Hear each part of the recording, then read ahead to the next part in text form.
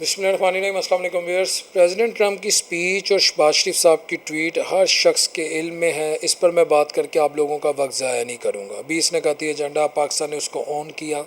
لیکن اپنا آج کا مدعا رکھنے سے پہلے میں یہ کلیئر کر دوں، نہ میں پاکستان میں کسی کو یہودی ایجنٹ کہتا ہوں، نہ ملک دشمن کہتا ہوں، نہ اسلام دشمن کہتا ہوں۔ میرے لیے تمام لوگ بشری خامیوں کے ساتھ، جس طرح ہمیں بشری خامیاں ایک برابر ہیں، لیکن پی ٹی آئی 1996 میں معرض وجود میں آئی، عمران خان صاحب نے اس کی بنیاد رکھی اور آج 30 ستمبر 2025 ہے۔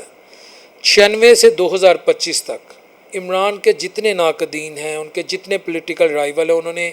ایک ہی ہتھیار اس کے خلاف یوز کیا۔ یہ یہودی ایجنٹ ہے، یہ گولڈ سمتھ پروجیکٹ ہے،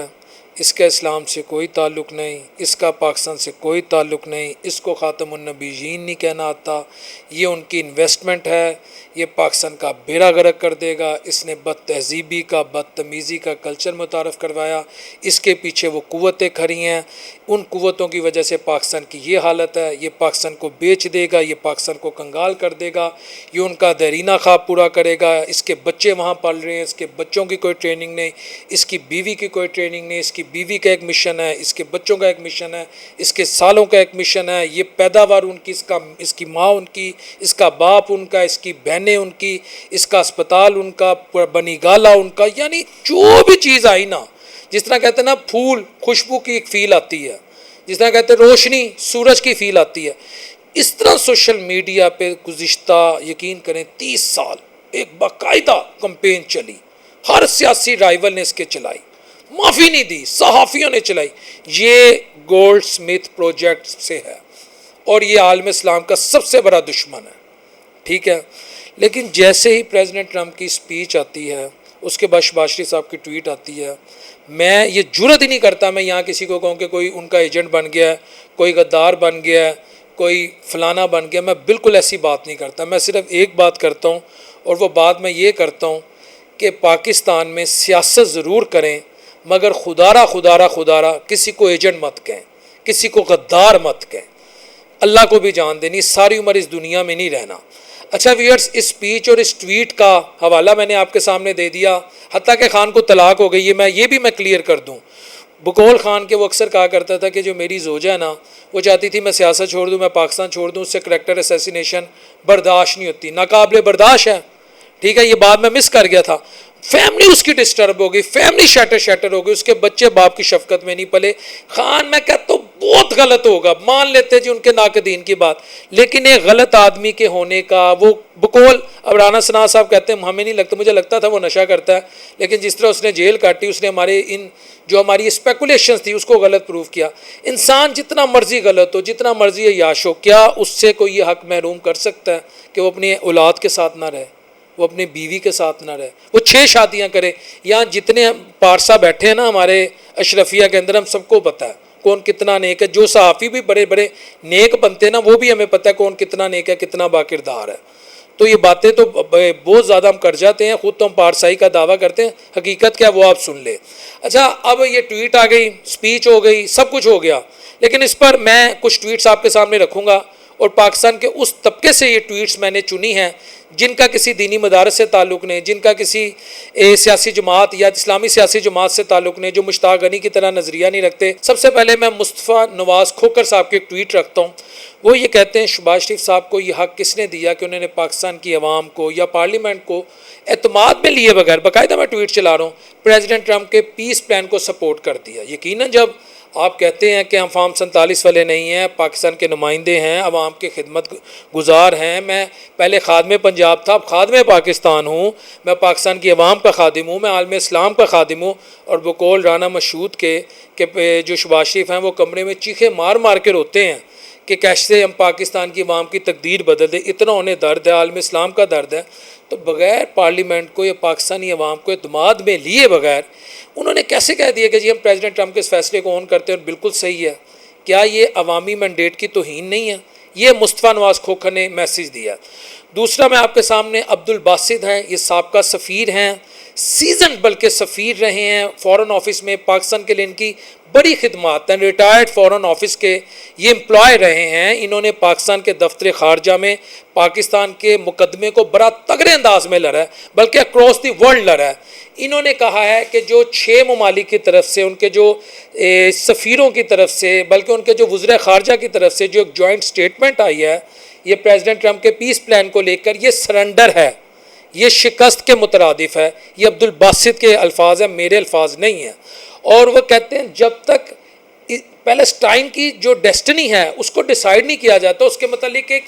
باقاعدہ comprehensive policy across the world, میں مسلم ورلڈ کی بات کروں، وہاں کی عوام کے سامنے، وہاں کی پارلیمنٹ میں یا ایٹ لیسٹ پاکستان میں نہیں رکھی جاتی کہ کیا ہونے جا رہا ہے، کیا ان کے ساتھ کیا جائے گا، تو کیسے ہم یہ آن کر سکتے ہیں؟ کیا ایسٹ یروشلم جو ہے یا 1967 سے پہلے کے جو بارڈر کی سچویشن ہے، کیا پیلسٹائن کے ساتھ وہ معاملہ کیا جائے گا؟ جب تک اس کی باقاعدہ ایک علیحدہ ریاست کو تسلیم نہیں کیا جائے گا تو کیسے پریزیڈنٹ ٹرمپ کے پیس پلان کو آپ اون کر سکتے ہیں؟ یہ عبدالباسط کا کہنا ہے۔ پھر جنرل حمید گل، ان کے جو بیٹے ہیں عبداللہ گل، یاد رکھیں عبداللہ گل جو ہے یہ اینٹی پی ٹی آئی ہیں، خان صاحب کی بڑی بیشنگ کرتے ہیں، بلکہ یوزیلی یہ بھی کہتے ہیں یہ ان کے لگائے گئے پودے ہیں، یہ آپریشن گولڈ سمتھ کا ایک پروڈکٹ ہے۔ یہ عبداللہ گل کی آپ ابھی ٹویٹس دیکھ لیں، آپ ان کے ولاگ دیکھ لیں، یوزیلی یہ کرٹیسائز کرتے ہیں۔ انہوں نے کہا ہے کہ جو کچھ ہو رہا ہے گزشتہ 24 گھنٹوں میں، جو کچھ ہوا ہے، میں ان کی ٹویٹ کا آپ کے سامنے نچوڑ رکھنے لگا ہوں، یہ قائد اعظم سے، یہ فلسطینیوں سے، یہ اسلام سے، یہ پاکستان کے پرنسپل سے، سب کے اصولوں سے، اور ان کا جو سٹانس ہے، ان کی جو اپروچ ہے اس ایشو کو لے کر، اس سے انحراف ہے۔ انہوں نے انحراف سے زیادہ سخت لفظ بولا ہے، لیکن میں جس جگہ بیٹھا ہوں میں وہ لفظ کا استعمال نہیں کرنا چاہتا۔ اور انہوں نے کہا ہے کہ آنے والے دنوں میں کشمیر پر بھی کیا 2 ریاستی فارمولہ جو قبول کر لیا جائے گا، اگر آپ کو تھوڑا سا پروٹوکول مل گیا یا آپ کی تھوڑی سی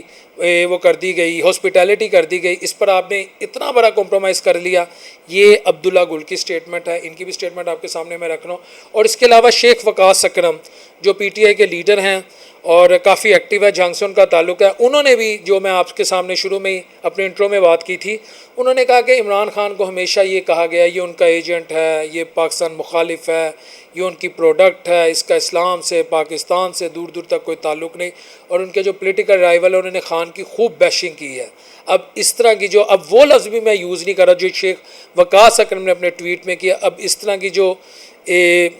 جھوٹ ہے، چلے میں لفظ جھوٹ بول رہا ہوں لیکن انہوں نے اس سے زیادہ سخت لفظ بولا ہے، اب یہ بند کر دیا جائے۔ یہ معلوم ہو جانا چاہیے کہ خان کون تھا یا حالات اب کس طرف جا رہے ہیں۔ میں آج بھی کہتا ہوں، میں کسی کو یہودیوں کا ایجنٹ نہیں کہتا، لیکن میں یہ ضرور کہتا ہوں کہ خدارہ یہ جو ایشو ہے یہ نہ صرف عالم اسلام سے جڑا ہوا ہے بلکہ اس کا کشمیر سے بھی، جس طرح عبداللہ گل نے بات کی، تعلق ہے۔ اگر اس طرح 2 ریاستی حل تسلیم کر لیا جائے گا یا اس طرح بیک فٹ پہ جا کر یہ معاملات کو مان لیا جائے گا، جب تک پیلسٹائن کو لے کے ایک باقاعدہ کرسٹل کلیئر پالیسی نہیں آئے گی، چلے میں ایسے کہہ دیتا ہوں کہ اس کا کیپٹل کیا ہوگا، کیا پری 1967 ایرا والی سچویشن ہوگی یا پوسٹ 1967 والی ایرا سچویشن ہوگی، اور اہل غزہ کے ساتھ کیا ہوگا، اہل فلسطین کے ساتھ کیا ہوگا، وہ سارے معاملات جو ہیں، اور بالخصوص جو ایک ٹویٹ ہے، بلکہ بی بی سی کی ایک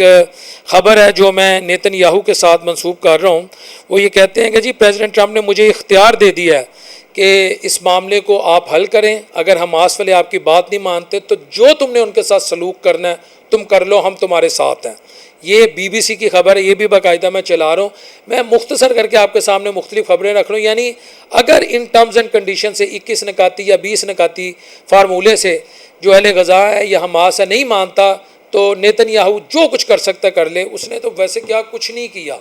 سوال یہ وہ کیا کچھ نہیں کر چکا، آگے بھی کر لے۔ مظلوموں کے ساتھ اللہ ہوتا ہے اور اللہ ہی مظلوموں کی داد رسی کرتا ہے، لیکن یہ بڑا سینسٹیو ایشو ہے، اس کو ہماری گورنمنٹ کو، ہماری پارلیمنٹ کو، ہمارے میڈیا کو، تمام اداروں کو بڑا، جسے کہتے ہیں نا، مائنوٹلی دیکھنا ہے، ہوش مندی سے چلنا ہے، ڈپلومیٹیکلی چلنا ہے، پاکستان کا سٹانس بھی اس پہ کمپرومائز نہ ہو، اور جو افیکٹڈ پارٹی ہے اس کو بھی ہم نے انٹرٹین کرنا ہے۔ ہم نے پاکستان کی بات کرنی ہے، عالم اسلام کی بات کرنی ہے. اگر پاکستان اسلام کا قلعہ ہے تو پاکستان کو قلعہ بن کے دکھانا ہے. یہ ساری صورتحال آپ کے سامنے ہے. اللہ اپنے حبیب علیہ الصلوۃ والسلام کے صدقے ہم سب کے لیے آسانیاں پیدا کرے. پھر کہوں گا آپ کا پولیٹیکل رائیول جو مرضی ہو، اس کو کفر کے فتوے دینا، اس کو ایجنٹ کہہ دینا، گولڈ سمتھ پروجیکٹ کہہ دینا، وہ بہت آسان ہے. لیکن جب اپنے کندھوں پر آتی ہے تو پھر اس وقت آپ لوگ کیا کرتے ہیں وہ ساری دنیا دیکھ رہی ہے. السلام علیکم ورحمۃ اللہ وبرکاتہ.